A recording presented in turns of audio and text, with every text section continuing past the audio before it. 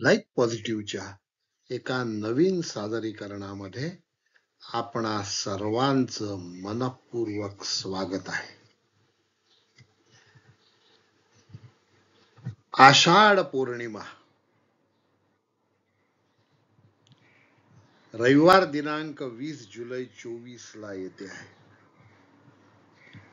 आणि आषाढ महिन्याची ही पौर्णिमा अत्यंत महत्वपूर्ण आहे. या पौर्णिमेला गुरुपौर्णिमा असं म्हणतात. या पौर्णिमेला व्यास पौर्णिमा असेही म्हणतात.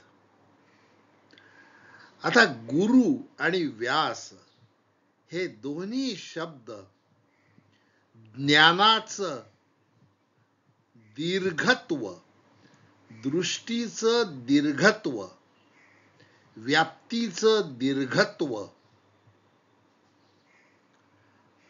आणि कालातीतत्व दाखविणारे शब्द आहेत. गुरु तो जो लघु नाही, व्यास तो जो त्रिज्या नाही.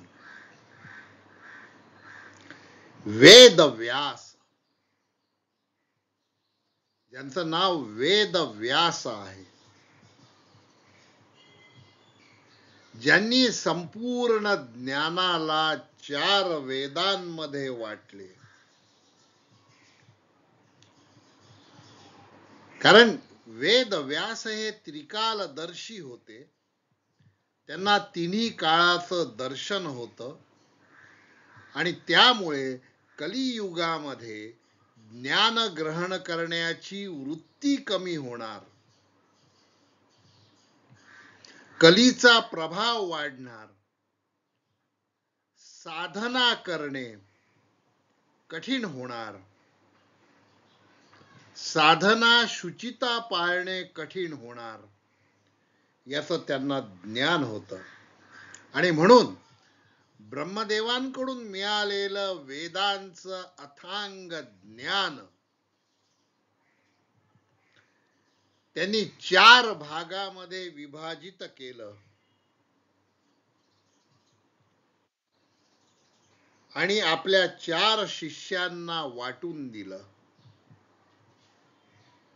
वैशंपायन, सुमंत, पाल आणि जामिनी यांना.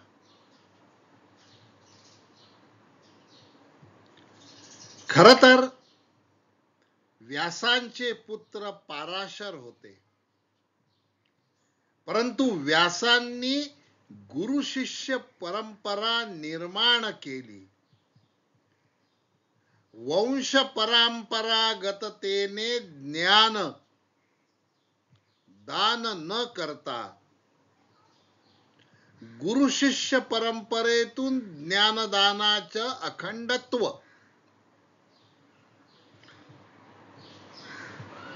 सुरू करण्याचं महत्वाचं कार्य वेद व्यासांनी केलेलं आहे. या वेद व्यासांचा आषाढ पौर्णिमा हा जन्मदिवस आहे. वेद व्यासांची महती काय सांगावी.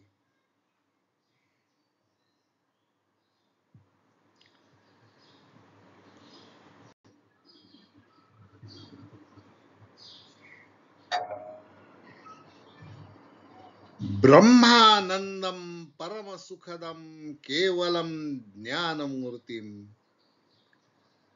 द्वंद्वातीतम गगन सदृशम तत्वमस्यादिलक्ष्यम एकम नित्यम विमलमचलम सर्वधी साक्षीभूतम भावातीतम त्रिगुणरहितम सद्गुरुम तन्नमामि.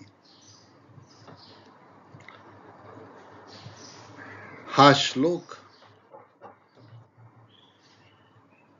वेदव्यासांना चपकल बसतो. परम सुखदायी ज्ञानमूर्ती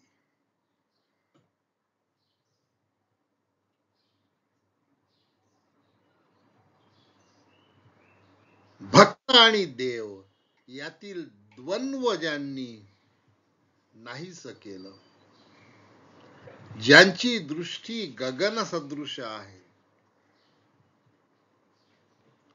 जे विमल आहेत, सर्व साक्षी भूत आहेत, जे भावातीत आहेत, जे त्रिगुण रहित आहेत, ते सद्गुरू. वेदव्यासांनी पंचम वेद म्हणून 18 पुराणांची रचना केली. पुन्हा मगाशी सांगितल्याप्रमाणे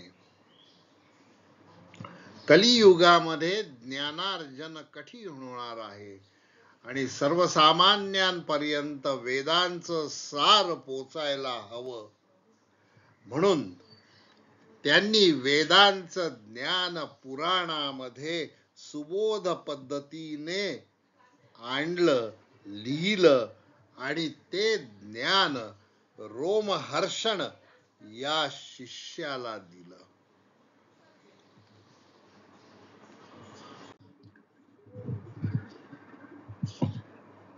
आजच्या व्हिडिओमध्ये आपण गुरु, कुलगुरु आणि सद्गुरु या शब्दांचे भावार्थ समजून घेणार आहोत.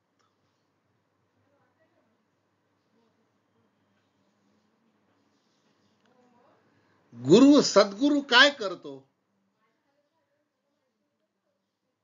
अज्ञानतिमिरांधस्य ज्ञानांजनशलाकया चक्षुरुन्मीलितं येन तस्मै श्री गुरवे नमः. अज्ञान रूपी तिमिर जो दूर करतो, ज्ञानांजनाच्या शलाकेने, काडीने, आणि जो तिसरा ज्ञान नेत्र माणसाचा उघडतो, भौतिक दृष्टीच्या पलीकडे जाऊन बघण्याची दृष्टी तो देतो. चक्षुरुन्मीलितं येन तस्मै श्री गुरवे नमः.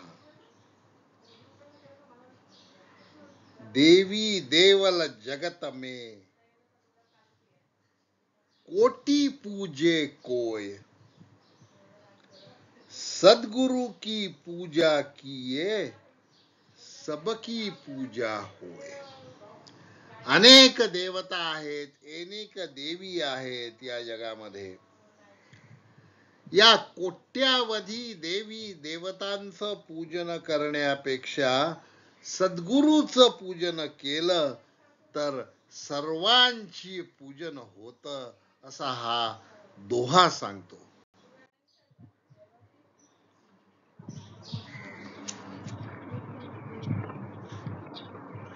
आपल्याला शिकवणारा, ज्ञान देणारा, अभिजात कला शिकवणारा तो गुरु. दुसरे गुरु आपले जन्मदाते, आई आणि वडील, हे आपले आद्य गुरु आहेत. परंतु सद्गुरु हा वेगळाच असतो. संसार सागरातून पैल तीराला जो नेतो तो सद्गुरु, तो जगद्गुरु. मौंजी बंधन झाल्यानंतर मनुष्य, बालक हा द्विज होतो आणि तो द्विज झाल्यावर त्याला गायत्री मंत्राची दीक्षा दिली जाते. गायत्री मंत्राची दीक्षा देणारा तो कुळाचा गुरु म्हणजे कुळगुरु होय. परंतु कुळगुरु आपल्याला भौतिक ज्ञान देणारे गुरु, आपल्याला अभिजात कलेचे ज्ञान देणारे गुरु हे सद्गुरूची जागा घेऊ शकत नाही. सद्गुरू तुम्हाला ब्रह्मस्वरूपाचं ज्ञान करून देतात. सद्गुरू मगाशी सांगितल्याप्रमाणे अज्ञानाचा अंधकार दूर करतात. चर्मचक्षूच्या पलीकडे असलेले ज्ञानचक्षू विकसित करतात. भक्त आणि देव यातलं दैवत्व द्वैत्व संपवितात. जीव शिवाचे द्वैत दूर करून नैक्य करून ऐक्याचा आणि अद्वैताचा संदेश देणारा तो सद्गुरू असतो. म्हणून तुकाराम महाराजांना जगद्गुरू म्हणतात. कारण त्यांनी द्वैत्व संपवलेलं होतं. विठ्ठल पहावया गेलो, विठ्ठल होऊन या ठेलो, ही अद्वैत भावना भक्त आणि त्याचं साध्य हे दोन्ही ज्या वेळेला एक रूप होतात त्यावेळेला अद्वैताची संकल्पना जन्माला येते आणि ती संत जगतश्रेष्ठ संत तुकाराम महाराजांनी साध्य केली. म्हणून ते जगद्गुरु होय.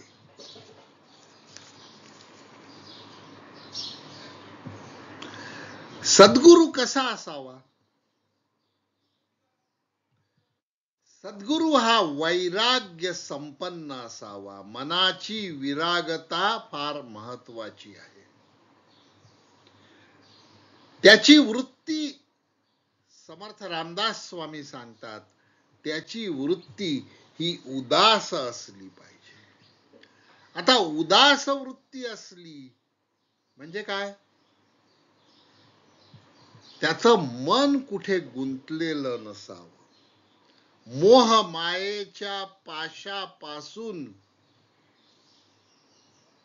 बंधमुक्त झालेलाच व्यक्ती सद्गुरू होऊ शकतो.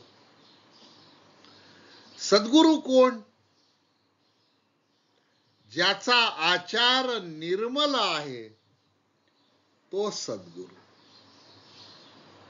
सद्गुरू कोण? ज्याला शुद्ध स्वरूपाचं ब्रह्मज्ञान प्राप्त झालेला आहे तो. सद्गुरू कसा असावा? सर्व परिस्थितीत समाधानी असावा. सुखदुःखे समे कृत्वा लाभा लाभौ जया जयौ. श्रीकृष्ण हे अर्जुनाचे गुरु होते आणि त्याला तेच सांगितलं त्यांनी की बाबा समाधानी वृत्ती ही फार महत्वाची आहे. श्रीकृष्णाने अर्जुनाला सांगितलं स्वधर्म जाणून घे. तू मनुष्य जन्माला आलेला आहे. तुझा धर्म कोणचा आहे तो जाणून घे आणि तुझ्या धर्माप्रमाणे कार्य कर. तू क्षत्रिय धर्माला जन्माला आलेला आहेस आणि क्षत्रिय धर्माचं लक्षण आहे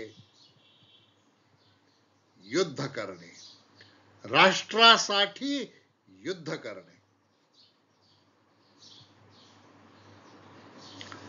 सद्गुरू काय करतो?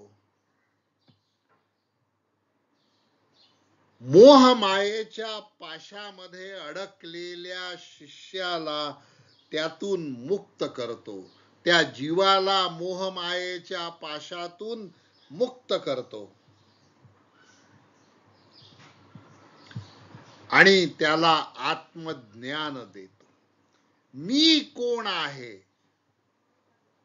को अहम, हा जो प्रश्न वेदांनी विचारलेला आहे त्याचं उत्तर मिळवून देण्याचं काम सद्गुरू करत असतात.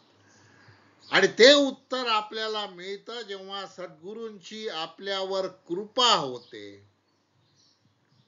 आणि त्यावेळेला आपल्याला आत्म केंद्रामध्ये, आत्म्यामध्ये स्वप्रकाश जागृत होतो आणि आपल्याला जाणीव होते की आपण ज्याची उपासना करतो आहे ते परब्रह्म आणि आपला आत्मा हा एकच आहे. जीवाला आत्मज्ञान, अहम ब्रह्मास्मी, मी स्वतः ब्रह्म आहे, तरी पण मी संयमित आहे, मी नियंत्रित आहे, मी मद मोह लोभ मत्सर यापासून दूर आहे, मी मुक्त आहे आणि मी इतरांना मुक्त करणार आहे, हा आत्मविश्वास सद्गुरू शिष्यामध्ये आणि विशेषतः सद शिष्यामध्ये निर्माण करतो. आणि म्हणून गुरु अलौकिक आहे. गुरूंना एका ठिकाणी पारसमण्याची उपमा दिलेली आहे. पारसमणी काय करतो? लोखंडाला सोन्यामध्ये परावर्तित करण्याचं कार्य हे पारसमणी करत असतो. गुरु हा पारसमणी नाही, गुरु पारसमण्याच्या पलीकडचा आहे. तो आकार विहीन असलेल्या शिष्याला या संसार सागरामध्ये गटांगळ्या खाणाऱ्या शिष्याला आपलं बोट धरून पैल तीरावर जाण्यासाठी जो मदत करतो तो सद्गुरू. म्हणून सद्गुरूंची एक उपमा, एक वर्णन आहे. आपणा सारिखे करीती तात्काळ, नाही काळ वेळ तया लागे. सद्गुरू स्वतः सारखं करून सोडतात. आकार विहीन असलेल्या मातीच्या गोळ्याला आपल्याला पाहिजे तसा आकार देण्याची क्षमता सद्गुरूंमध्ये असते. आणि म्हणून गुरु अलौकिक आहे, सद्गुरू अलौकिक आहे. अविद्या म्हणजे काय? अविद्या म्हणजे भौतिक विद्या. आणि विद्या म्हणजे काय? तर जी आपल्याला ब्रह्मज्ञान प्राप्त देते ती विद्या. अविद्या माहिती, ज्ञान याच्या पलीकडचं असलेली जी विद्या आहे, जी जाणून घेतल्यानंतर काहीच जाणून घेण्याची शक्यताच राहत नाही.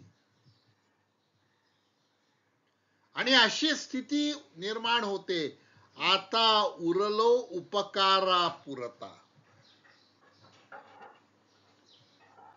तो सद्गुरू. सद्गुरू काय करतो? काय वर्णन करावं सद्गुरूचं? सद्गुरु शब्दातीत आहे.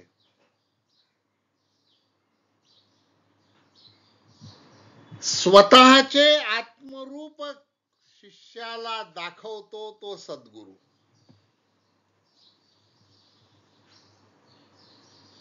विश्वरूप दर्शन दाखवितो तो सद्गुरु. तो स्वतःच रूप दाखवतो आणि त्या परमपित्याचं परब्रह्माचं अलौकिक असं रूप दाखवतो तो सद्गुरु.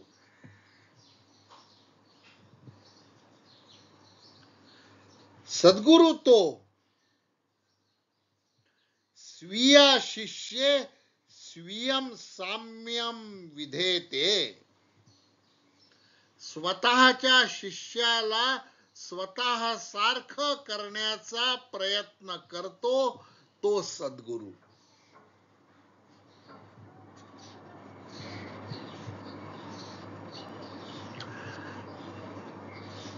सद्गुरु कृपा कोणाला प्राप्त होते?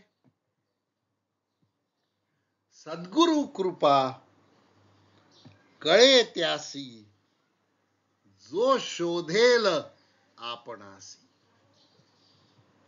जो स्वत्वाचा शोध घेण्यासाठी उत्सुक आहे, ज्ञातुम इच्छामी अशी ज्याची वृत्ती आहे, स्वतःचा शोध घेण्यासाठीची तळमळ लागलेल्या शिष्याला सद्गुरु कृपा प्राप्त होते. सद्गुरु कृपा कळे तयासी जो शोधेल आपणासी.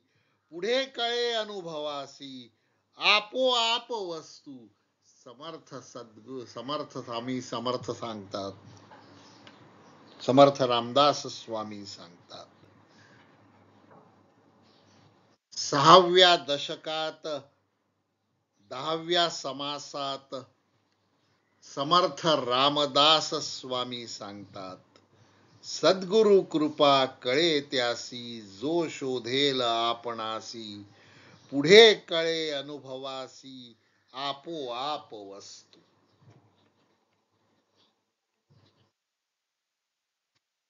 जीवपणाची फिटली भ्रांती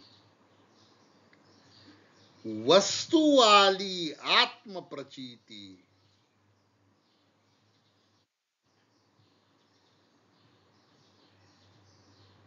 प्राणी पावला उत्तम गती सद्गुरु बोधे. 8व्या दशकातील 8व्या समासामध्ये समर्थ रामदास स्वामी सद्गुरूंचं लक्षण वर्णन करतात आहे अप्रतिमरित्या. जीवपणाची फिटली भ्रांती आणि शिष्याला आत्मप्रचिती आली आणि शिष्य उत्तम गतीला प्राप्त झाला. कोणाच्यामुळे? सद्गुरु बोधे.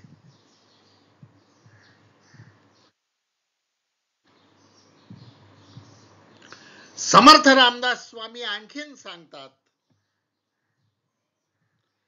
सद्गुरु बोध जेव्हा झाला चौ देहास अंत आला. तेने निजध्यास लागला सस्वरूपी. जेव्हा सद्गुरु आपल्यावर कृपादृष्टी करतात त्यावेळेला चारी देहावरील ममत्व, हे माझं हे विरून जात आणि आपण परब्रह्माशी तदाकार होऊन जातो.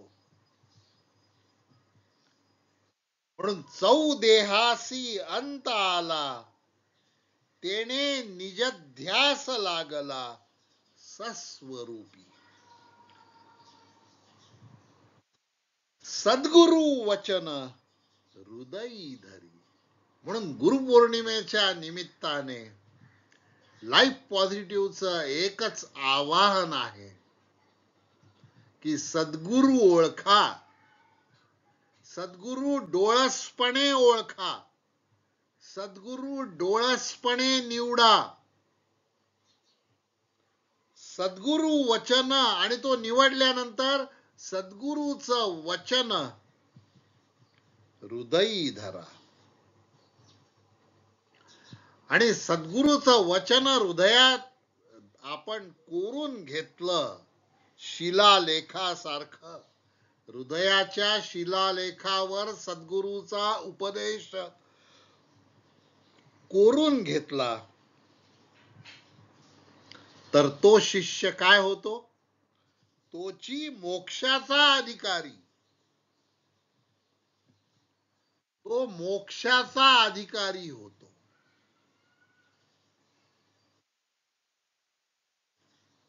आणि म्हणून सद्गुरू जे सांगतात ते श्रवण करा, नुसते ऐकू नका. तन मन धन एकत्र करून श्रवण करा. आणि त्यानंतर काय करा? रामदास स्वामी सांगतात मनन करा. आणि हे मनन कसं करायचं? रामदास स्वामी सांगतात अत्यादरे, अत्यंत आदराने. कुठलीही शंका, एकदा निवडायच्या पूर्वी सद्गुरूची चाचणी घ्यायला अध्यात्माने परवानगी दिलेली आहे. सद्गुरु वचन हृदयी धरा, तोची मोक्षाचा अधिकारी. श्रवण मनन केलेची करा अत्यादरे. ब्रह्म सत्यम जगन मिथ्या, हा सद्गुरूचा उपदेश सतत लक्षात ठेवा.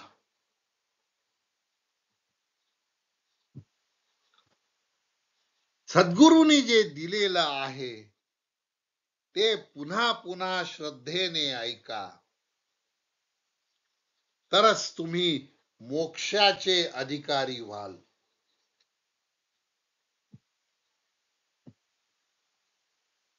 सद्गुरू काय करून घेतो? सद्गुरू हा एक चमत्कार आहे.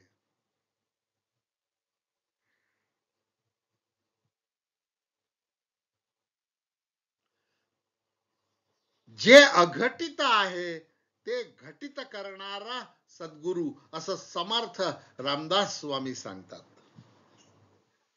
ज्ञाने विण कर्म विघडे, हे तो कदापि न घडे.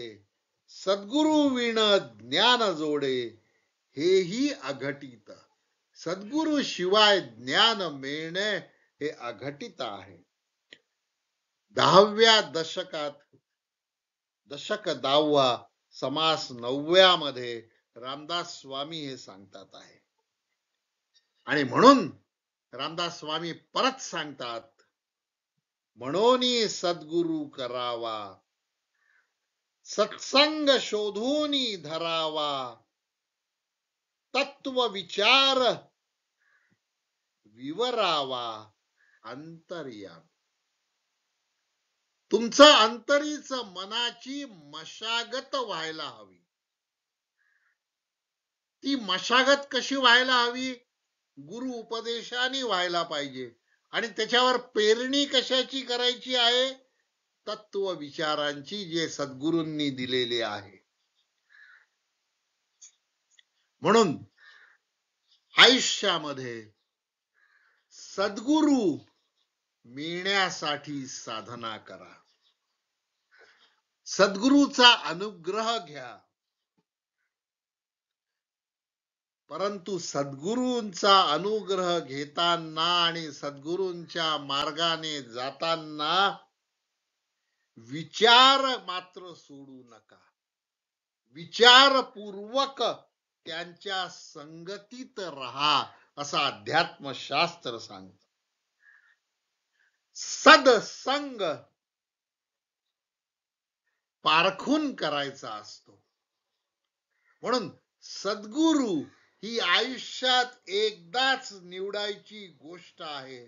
म्हणून संत कबीर असं म्हणतात की सद्गुरू ठोकून पिटून घ्या, सद्गुरूची परीक्षा घ्या.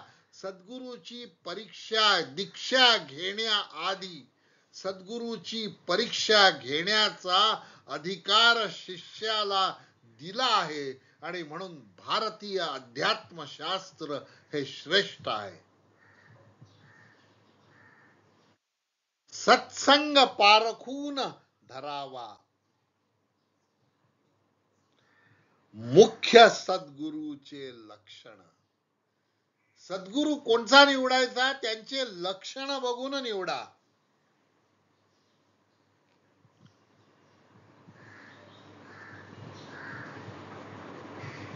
आधी पाहिजे विमल ज्ञान.